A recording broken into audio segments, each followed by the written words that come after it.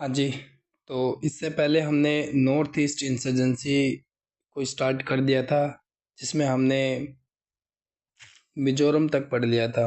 आज हम त्रिपुरा को स्टार्ट करेंगे। मेरा नाम दीपक यादव है और अब हम स्टार्ट करते हैं त्रिपुरा नॉर्थ ईस्ट इंसर्जेंसी को।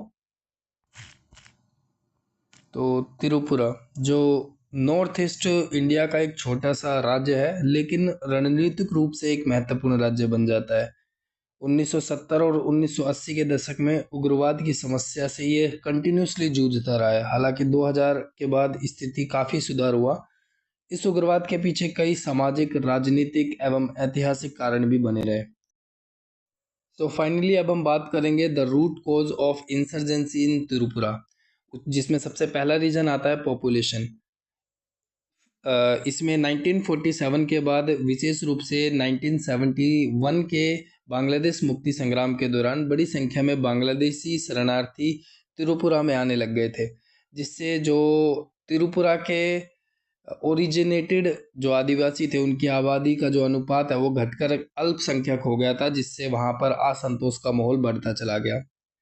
अगर हम दूसरे रीजन की बात करें तो जो आदिवासियों के अंदर असंतोष और उनके अंदर की जो पहचान है वो खोने का डर, ये नॉर्थ ईस्ट इंसर्जेंसी और त्रिपुरा इंसर्जेंसी का सबसे बड़ा कारण भी रहा, जिसमें त्रिपुरी, रियांग, जमातिया और अन्य आदिवासी समुदाय खुद को एक हाशिए पर महसूस करने लगे थे।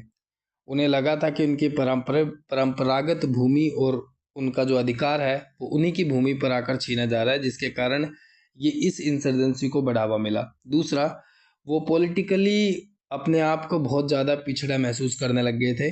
तो मतलब जो राजनीतिक उपेक्षा थी और उनकी इकोनॉमिकल डेप्रिवेशन था, ये भी इसका एक मेन कारण रहा। लंबे समय तक आदिवासियों को राजनीतिक रूप से हाशिए पर रखा गया और उनके विकास को मुख्य धारा पर कभी भी लाया नहीं गया, जिससे उनके अंदर अलगाववादी विचारधारा को बढ़ावा मिलता चला गया। अगर हम फोर्थ पॉइंट की बात करें कि फॉरेन कंट्री का जो समर्थन था सीमा पर, वो भी इंक्रीज होता हुआ दिखाई दिया।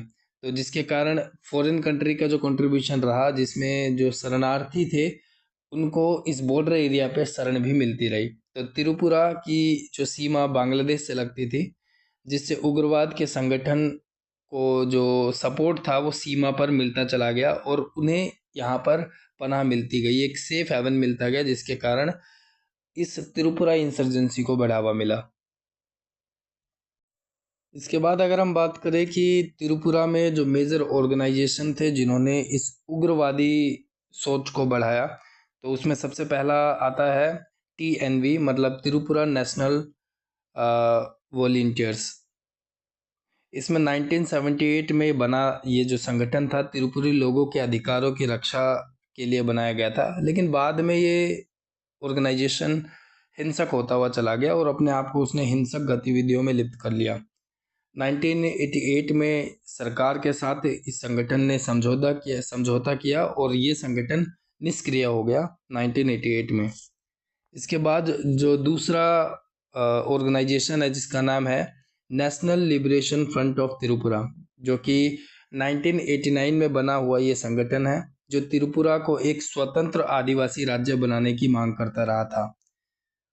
इसने अपहरण, हत्याएं और जबरन वसूली जैसे कई अपराध भी किए थे। अगर हम तीसरे संगठन की बात करें जो कि है ATTF, जिसको हम कहते हैं ऑल त्रिपुरा टाइगर्स फोर्स, जो कि 1990s के दशक में बना ये संगठन त्रिपुरा की स्वतंत्रता की डिमांड करता था। इसे कई प्रकार के बांग्लादेश के समर्थन भी मिलने की खबरें आई हुई थी।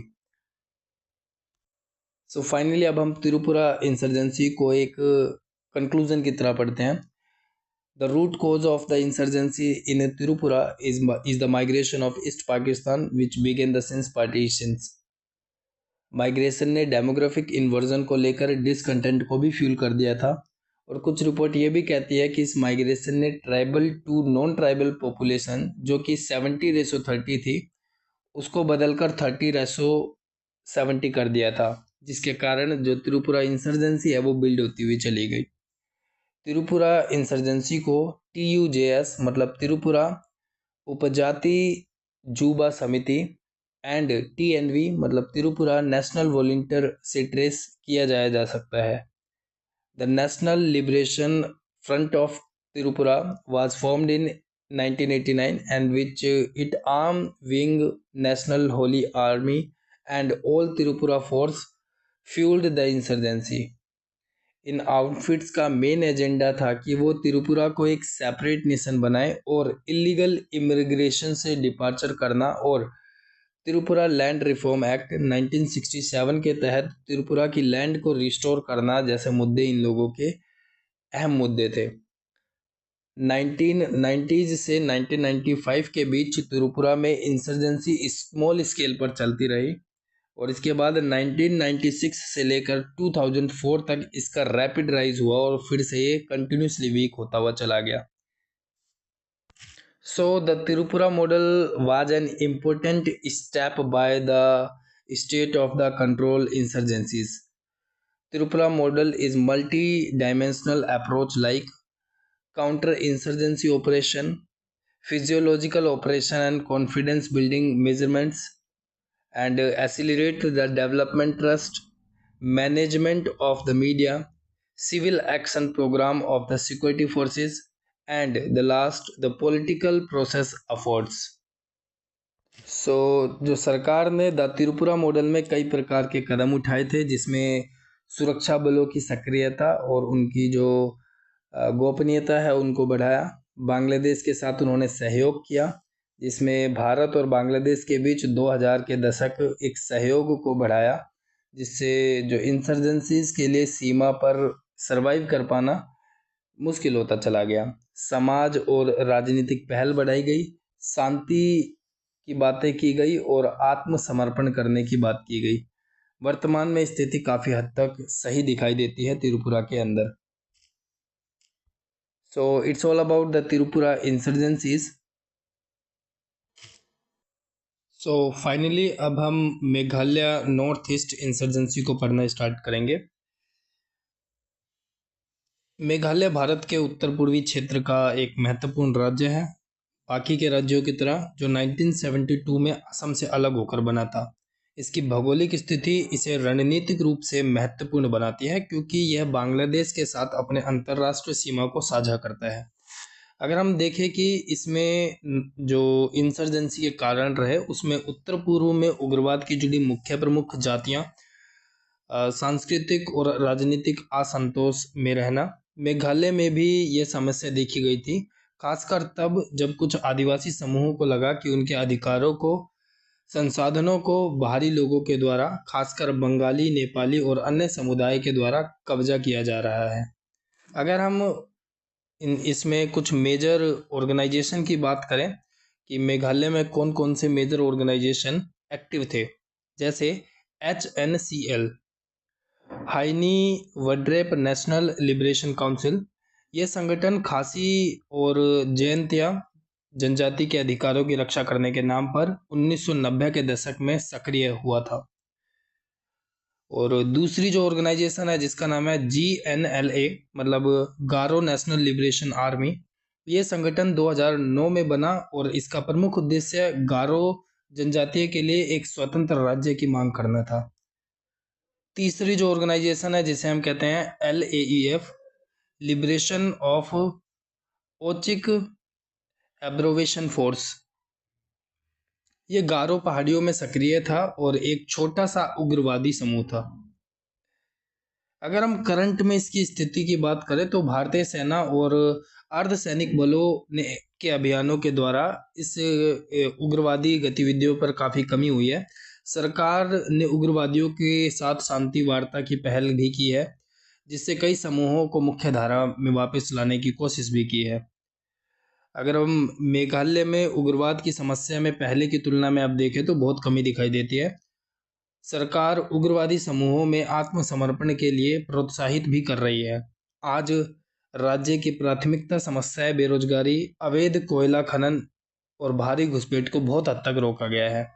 तो मेघालय इंसर्जेंसीज को हम इस तरीके से देख सकते हैं। इसके साथ साथ करंट की सिचुएशन को देखें तो Meghalaya is also use as a part of the Assam and it was also separated from the Assam to solve the unique need and demand and the major tribals in the Meghalayas like Garo tribe, Jaintia tribe और Khasi tribe. Inter tribal conflict और youth unemployment non tribal business को compete करने की समर्थता और बांग्लादेश में illegal immigration से tribal disturb होता चला गया था, जिससे कई लेफ्टिस्ट ग्रुप का बोर्न हुआ, जैसे GNLA Garo national liberation army and the honey wrapped National Liberation Council are the two major revolting group in Meghalaya. GNLA मतलब Garo National Liberation Army was formed to establish the sovereign Garo land in Meghalaya's western region in 2009. The main reasons of the ULFA and NDBF and HNLC Meghalaya में active है, जो यह खासी और Jaintia tribe को representative होने का दावा भी करती है। इसका एम मेघालय को गारो और नॉन ट्राइबल आउटसाइडर्स की सुप्रीमेसी को सुपीरियरिटी से फ्री करना इनका मेन मोटिव है मेघालय के अंदर। मेघालय नॉर्थ ईस्ट इंसर्जेंसीज के बाद अब हम Arunachal Pradesh north east insurgencies को पढ़ने की कोशिश करेंगे। अरुणाचल प्रदेश भारत के नॉर्थ ईस्ट राज्यों में से एक है, जो चीन, भूटान, म्यांमार के साथ अपनी सीमा को साझा करता है। इसकी भौगोलिक स्थिति और जनजातीय विविधता और इसे रणनीतिक रूप से महत्वपूर्ण बना देती है, और राज्य में कई जनजातियां भी रहती है, जिसमें न्यासी, मनोपा आदि, मिसमी और तंगीन भी शामिल है। इसमें अगर हम इसकी इंसर्जेंसीज के कारणों की बात करें तो अरुणाचल प्रदेश में उग्रवाद की समस्या सीधे तौर पर राज्य की आंतरिक स्थिति में कम और भारी उग्रवादी संगठनों के घुसपैठ से ज़्यादा दिखाई देती है, जैसे असम और नागालैंड में उग्रवादी समूहों की गतिविधियां, सीमावर्ती इलाकों में म्यांमार स्थित उग्रवादी समूहों का घुसपैठ, और जातीय पहचान और क्षेत्रीय असंतोष हमारे अरुणाचल प्रदेश का जो मुख्य कारणों में से एक रहा। अगर हम कुछ प्रमुख समुदायों की बात करें या मेजर ऑर्गेनाइजेशन की बात करें जिनमें नॉर्थ ईस्ट इंसर्जेंसीज को बढ़ाकर रख दिया अरुणाचल प्रदेश में, अरुणाचल प्रदेश की कुछ मुख्य जो ऑर्गेनाइजेशन है, जैसे national socialist council of Nagaland, जिसको हम कहते हैं NSCN-IM और NSCN-K। नागालैंड के उग्रवादी संगठन की गतिविधियों में अरुणाचल प्रदेश के जो तिरप, चांगलांग और लोंगडिंग जिलों में देखी गई थी।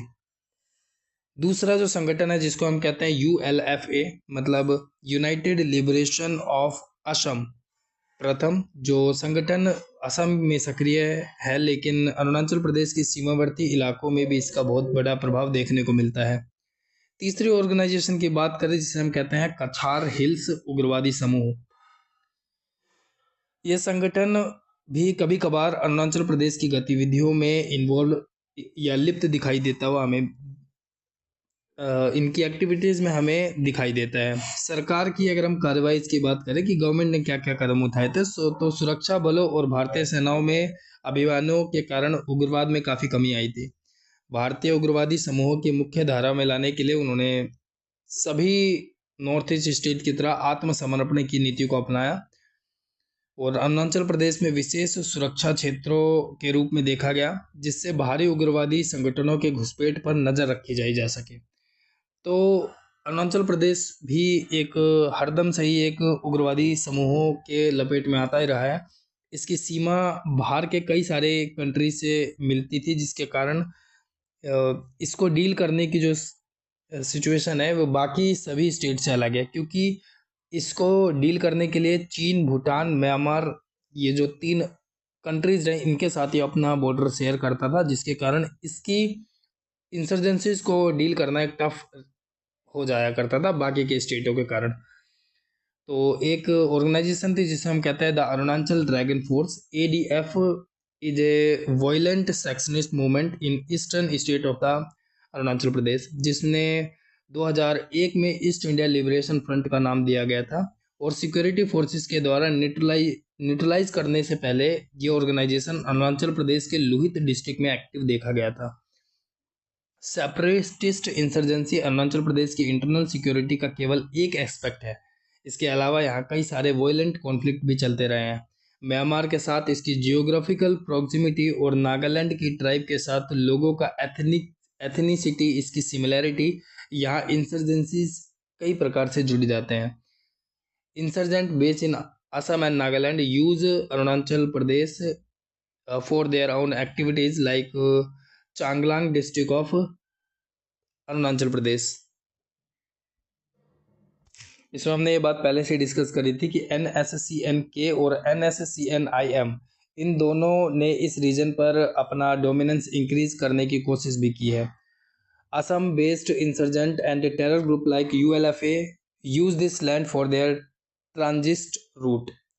2003 में भूटान के द्वारा जब ULFA को खदेड़ा, तब से अरुणाचल प्रदेश और अरुणाचल प्रदेश और भी इसके लिए क्रूशियल बन जाता है, क्योंकि ULFA असम में अपने ऑपरेशन के लिए म्यांमार बेस अपने 28th बटालियन पर हाई डिपेंडेंट है, और वो अरुणाचल प्रदेश का इस्तेमाल म्यांमार और असम के बीच मूवमेंट करने के लिए करता है। असम अरुणाचल प्रदेश म्यांमार रूट में ऑपरेट होने वाले ULFA कार्डेज ने कई ट्रांजिट मैप सेटअप किए हैं, जो लार्जली लोहित डिस्ट्रिक्ट में मनाम्ड रिजर्व फॉरेस्ट में स्प्रेड है। अरुणाचल में इंसर्जेंसीज का जो सीवियर इम्पैक्ट देखने को हरदम से ही मिला हमें। As per the intelligence report of each government employees and the businessman of Tirap contribute 25% of their income for the Republic of Nagalism।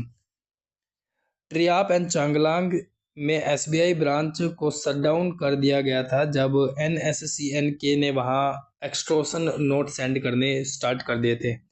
2001 में ऑयल इंडिया ने चांगलांग प्लांट को अपने ऑपरेशन रोकने पड़े, और जब NSCM-IM ने लगभग 60 लाख रुपए के एक्सटॉर्शन के रूप में उन्होंने उनसे डिमांड किया था NSCN-IM ने। तो अरुणाचल प्रदेश इंसर्जेंसीज के बाद अब हम असम इंसर्जेंसीज के बारे में पढ़ेंगे।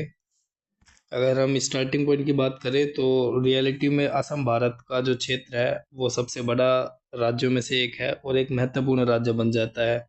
यह बंगाल की खाड़ी से जुड़ने वाले व्यापारिक मार्गों का एक केंद्र है, और ये विभिन्न जनजातियों और गैर जनजाति समुदाय यहाँ पर रहते हैं, परंतु असम लंबे समय से उग्रवाद और जातीय संग्रह और अलगाववादी आंदोलन का एक सेंटर पॉइंट रहा है। इसके अगर हम कारणों की बात करें, नॉर्थ ईस्ट इंसर्जेंसीज के जो रीजन रहे असम से जुड़े हुए, उसके बारे में बात करें तो जातीय पहचान की रक्षा।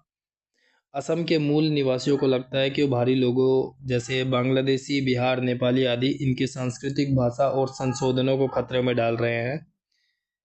दूसरा, स्वतंत्र राज्य की मांग। कुछ समूह अलगाववादी विचारधारा से प्रेरित होकर स्वतंत्र असम की डिमांड कर रहे थे। और तीसरा, अवैध प्रवास संशोधनों पर दबाव। असम में बांग्लादेश से असम अवैध प्रवास की मुद्रा कई दशकों से चलता आ रहा है, जो जनसांख्यिक परिवर्तन में हुआ सामाजिक तनाव बढ़ता रहा है। और लास्ट, CAA मतलब सिटीजन अमेंडमेंट एक्ट, नागरिकता संशोधन अधिनियम का विरोध। इस कानून के तहत पड़ोसी देशों में कुछ गैर मुस्लिम शरणार्थियों को नागरिकता देने की बात की गई है, जिसमें असम में असंतोष का जो माहौल है वो बढ़ता हुआ दिखाई दिया है। अगर हम कुछ मेजर ऑर्गेनाइजेशन की बात करें तो उसमें सबसे पहला हैगा ULFA, United liberation front of Assam, जो कि 1979 में बना था। ये संगठन असम को भारत से अलग करने की और स्वतंत्र राष्ट्र बनाने की डिमांड करता था। 1990 के दशक में इसका उग्रवाद चरम पर था, लेकिन 2010 में इसमें काफ़ी गिरावट देखने को मिली। वर्तमान में इसका एक गधा ULFA फर्स्ट अभी अपनी सशस्त्र संघर्ष में शामिल है, जिसकी ULFA प्रोटोकॉल सरकार की बातचीत में चलता रहा है। दूसरी अगर हम बात करें तो national democratic front of Bodoland मतलब NDFB, ये संगठन बोडो समुदाय के लिए एक अलग बोडोलैंड राज्य की मांग करता रहा है। 2020 में NDFB ने कई गुटों ने सरकार के साथ शांति समझौता किया, जिससे इस संगठनों की गतिविधियों में लगभग समाप्तता देखने को मिली। तीसरा, काभी, दिमाशा और अन्य जनजातीय संगठन।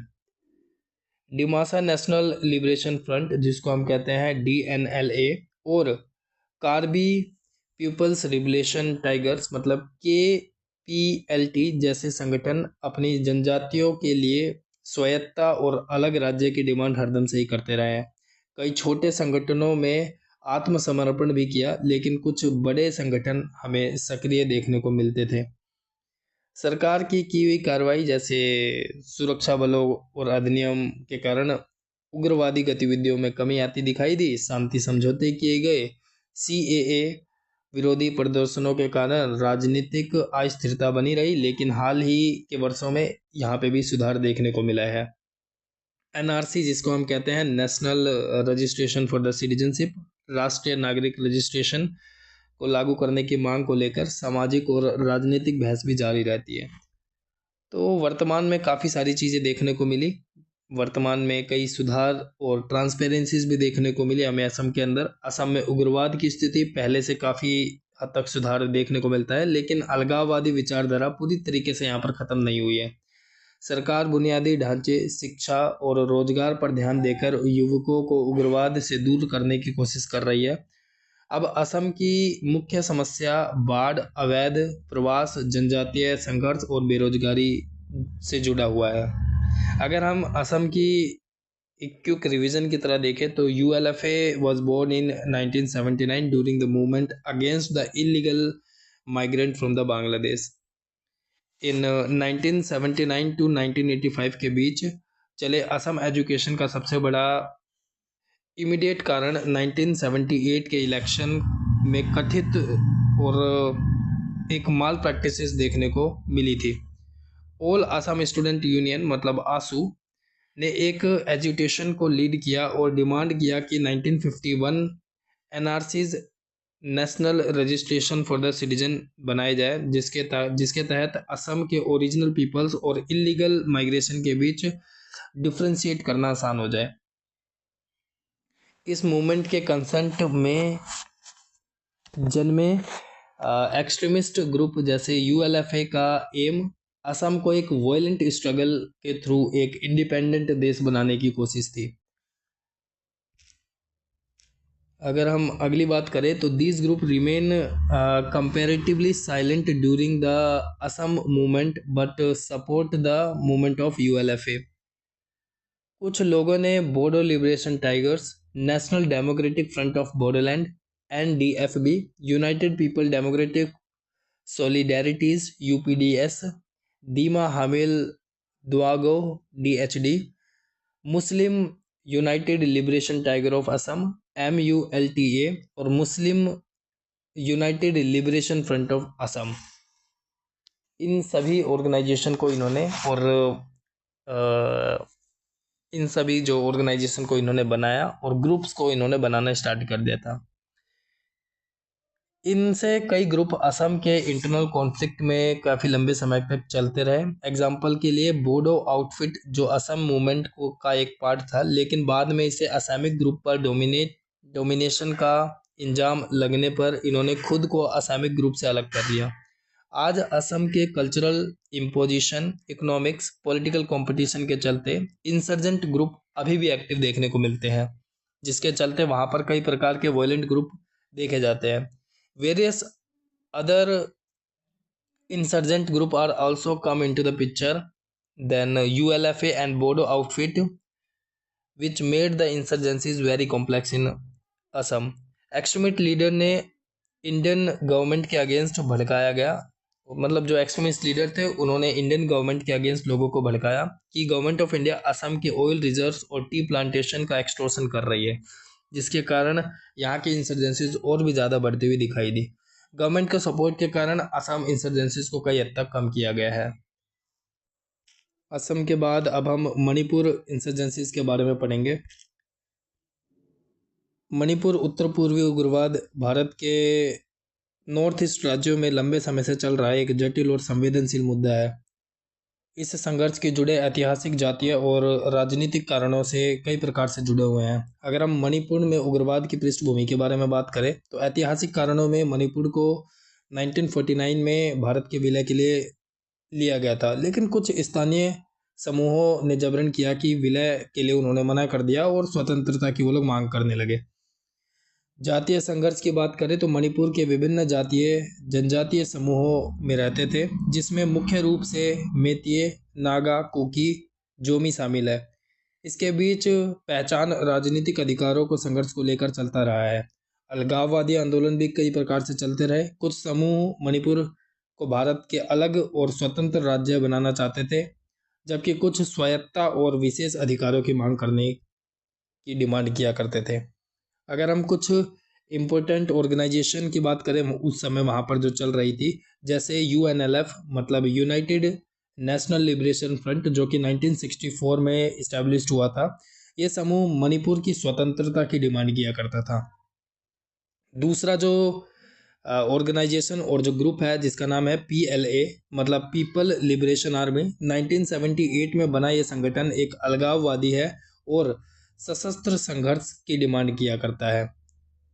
तीसरा जो समूह है जिसका नाम है प्रीपक पीपल रिवोल्यूशनरी पार्टी ऑफ कोंगलिपक, ये समूह मणिपुर में संप्रभुता और बहाली की डिमांड करता है। चौथी जो ग्रुप है जिसका नाम है कुकी और नागा उग्रवादी संगठन, नागा और कुकी जातियों अपने अपने अलग उग्रवादी संगठन बनाने लग गए थे, जो भूमि और उनकी पहचान को लेकर उनका एक संघर्ष रहा है। भारतीय सेना और सरकार की इसमें किस प्रकार की भूमिका रही, जिसमें भारत सरकार ने AFSPA arm force special power act 1958 में जो लागू किया गया था, इस कानून के तहत सेना को विशेष अधिकार दिए गए, जिसमें मानवाधिकार का उल्लंघन के आरोप भी लगते रहे हैं। संवाद और शांति समझौते भारत सरकार के द्वारा किए गए। पूर्वोत्तरों के द्वारा विशेष योजनाएं भी पास की गई, जैसे केंद्र सरकार ने पूर्वोत्तर क्षेत्रों में विकास और उग्रवाद को खत्म करने के लिए विशेष योजनाएं बनाई थी, जिसे लुक ईस्ट पॉलिसी और पूर्वोत्तर विकास परिषद को इन्होंने संगठित किया था। तो यहाँ पर मणिपुर इंसर्जेंसीज के बारे में इतना ही हमने देखा। मणिपुर में उग्रवाद की समस्या आसान नहीं थी, क्योंकि ये ऐतिहासिक अन्य जातीय पहचानों और राजनीतिक समानताओं से जुड़ा हुआ था। हालांकि हाल ही के वर्षों में भारत सरकार की नीतियों और सुरक्षा बलों की कार्रवाई और शांति वार्ताओं के कारण उग्रवाद में कुछ कमी आई, लेकिन समस्या पूरी तरीके से समाप्त नहीं हुई। तो फाइनली अब हम मणिपुर को एक क्विक ओवरव्यू की तरह देख लेते हैं। द किंगडम ऑफ मणिपुर का इंडिया में मर्ज 15 अक्टूबर 1949 में हुआ था और Manipur become the proper state since 1972. The United Nations Liberation Front UNFA was formed in 1964, which claimed that the Manipur was forcefully merged into the India. इसके बाद 1977 में प्रीपक को इस्टेब्लिश किया गया। PREPAK means the people revolutionary party of the Kangleipak था। 1980s में KCP को establish किया गया और KCP की full form Kangleipak communist party था और जिसकी डिमांड मणिपुर को एक सेपरेट नेशन की तरह देखना था। इसके अलावा मणिपुर नागालैंड इंसर्जेंसी का शिकार भी हुआ था, क्योंकि मणिपुर एक सिग्निफिकेंट हिस्सा NSCN-IM मतलब national socialist council of Nagaland Isak Muivah claim करता रहा है कि नागालिज्म का एक पार्ट बताता है मणिपुर को। मणिपुर की कुकी ट्राइब्स ने अर्ली 1990s में खुद की इंसर्जेंसी स्टार्ट किया और असम बेस्ड इंसर्जेंसीज में जो NSCN-IM के अगेंस्ट खड़ा हुआ। Various other tribals like Paite, Vaiphei और Hmars is also form their arm groups. Manipur में people united nation liberation front मतलब PULF जैसे इस्लामिस्ट इंसर्जेंट्स का भी एग्जिस्टेंस हमें देखने को मिला, जो बंगाल के नाम पर मणिपुर मुस्लिम ग्रुप को प्रोटेक्शन करने का दावा करते थे। Manipur is the worst expected from the insurgencies among the northeast state. Around two insurgent outfit exist here. According to report of the Ministry of Home Affairs, यहाँ 2005 में various insurgent group में 12,650 कार्डेज थे और 8,830 वेपन्स के साथ active भी थे। इसमें United nation liberation front PLA, KL Tripak और KCP वर्सेस सिक्योरिटी फोर्सेस में कई सारे सीरियस अटैक्स हमें देखने को भी मिले। इसके अलावा मणिपुर के ग्रुप बाकी इंसर्जेंट ग्रुप के सभी से कहीं ज़्यादा पावरफुल भी थे, जिसकी वजह से यहाँ ग्रुप में सरेंडर और स्प्रिंटिंग देखने को नहीं मिली। इफेक्टिव इंटेलिजेंट वेपन और सुपीरियर वेपन्स के साथ मणिपुर इंसर्जेंसीज बाकी इंसर्जेंसीज से कई प्रकार से अलग देखने को मिली। लिबरेटेड जोन क्रिएट किए गए जहां वो अपनी सरकार भी चलाने लग गए थे। 1980 में Manipur was declare the disturb area and the arm force special power act was impose there. Arm force special power act से वहाँ कई तरह के सिविलियन एस्पराइजिंग देखी गई। एग्जाम्पल मदर न्यूड प्रोटेस्ट और इरोम शर्मिला प्रोटेस्ट हमें देखने को मिला। So it's all about the Manipur north east insurgencies. और यहाँ पर जितने भी 7 और 8 जो नॉर्थ ईस्ट स्टेट हैं उनके बारे में हमने पढ़ लिया है। इसके बाद हम factor that is responsible for the insurgencies in the north east state इसके बारे में डिस्कस करेंगे। So thank you.